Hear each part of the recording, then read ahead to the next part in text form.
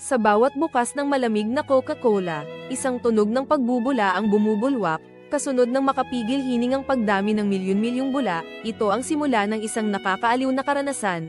Ngunit kailanman ba ninyo naisip, bakit nga ba ganito karami ang mga bula na ito? Ito ba ay simpleng kagandahan?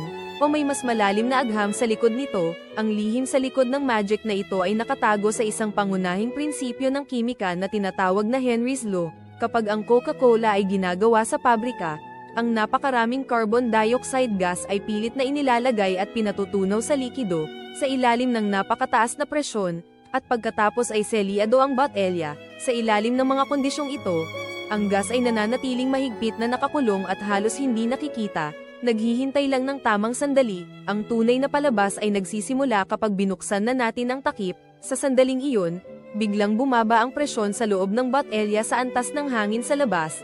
Dahil dito, ang dating natunaw na carbon dioxide ay walang pagpipilian kundi mabilis na bumalik sa anyong gas. Ito ay lumilikha ng isang marilag na pagsabog ng mga bula na umakyat mula sa ilalim hanggang sa itaas, nagbibigay sa atin ng pamilyar na fizz, at nagpapalamig na pakiramdam. Kaya, ang bawat bula ay isang paalala ng kamanghamanghang balanse ng presyon at likido, isang simpleng, ngunit napakalakas na puwersa ng kalikasan na ating iniinom.